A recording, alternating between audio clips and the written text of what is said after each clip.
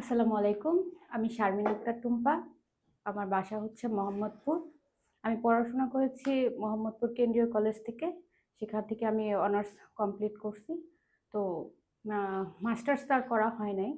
তারপরে থেকে আমার আসলে অনেকগুলো কোর্স করা হয়েছে। ফার্স্ট কোর্স আমি বিউটিফিকেশনের একটা কোর্স করি।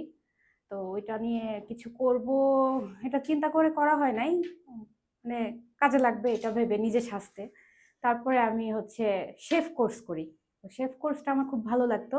করার পরে আমি বেশ কিছুদিন 4 পয়েন্ট শেরাটনে জব করি 1.5 মাসের মতো। কিন্তু ওইখানে টাইমিংটা অনেক ক্লোজ হইতে অনেক দেরি হইতো, রাত 12টা। আমি যে এলাকায় থাকি মোহাম্মদপুর, সেখানে খুব ডেঞ্জারাস একটা ব্যাপার এখানে থাকা। তো এজন্য আমাকে ওই চাকরিটা ছেড়ে দিতে হয়। তারপরে আমি চিন্তা করলাম যে বাসায় বসে কিছু করব, এর মধ্যে করোনাও চলে আসে। তা আমি একটা প্রফেশনাল কেকের বেকিং কোর্স করি। করার পরে সেই আমি বাসায় বসেই কেক সেল করি। তো আসলে অনেক ছোটবেলা থেকে শখ ছিল যে নিউজ প্রেজেন্টার হব বা এয়ার হোস্টেস হব, কিন্তু আমার ওয়েটটা অনেক বেশি ছিল। কখনো চিন্তাও করি নাই যে এরকম কিছু হতে পারবো। তো আস্তে আস্তে যখন দেখলাম যে না, ওয়েটটা কমাতে পারছি, তারপরে আমি নিউজ প্রেজেন্টার হওয়ার জন্য আগ্রহ হই অনেক। তখন আমি অনলাইনে অনেক সার্চ করি যে কিভাবে কি করব। পরে আমি মাস্টার মিডিয়া এটা দেখি, দেখার পরে সুমন ভাইয়ের সাথে কথা হয়। তার আমি তখনও বলি যে আমার যেহেতু চশমা পড়তে হয়, তারপরে হচ্ছে আমার উচ্চারণে অনেক সমস্যা, এগুলো কি ঠিক হবে কিনা। আমি সবকিছু চিন্তা ভাবনা করার পরে আমার আম্মুকে নিয়ে আসি। আমার আম্মু হাউস ওয়াইফ। আমার আব্বু 2019 সালে মারা যায়। তারপরে আমার আম্মুই আমাকে অনেক সাপোর্ট করে, আমাকে মেন্টালি অনেক সাপোর্ট করে।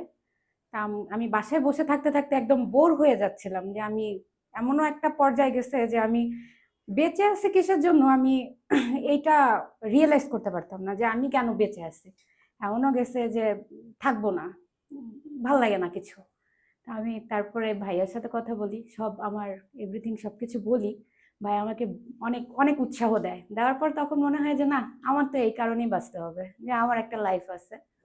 আমি খুব আগ্রহ সহকারে যে কোর্স করতে থাকি। আগে তো কথাই বলতে পারতাম না, একজন মানুষের সাথে কিভাবে কথা বলতে হয় সেটাও ভালো মতো পারতাম না। এখন তো সারাক্ষণই কথা বলতে থাকি। এই ইমপ্রুভ গুলা হচ্ছে আর কি।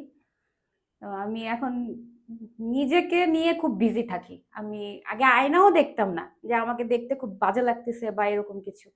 এখন আমার সারাক্ষণই ছবি তুলতে ভালো লাগে।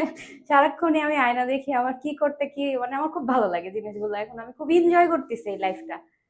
আমি মনে হয় একটা খুব ভালো দিকে যেতে পারতেছি। আমার কাছে মনে হচ্ছে এখন সবকিছু আল্লাহর উপরে।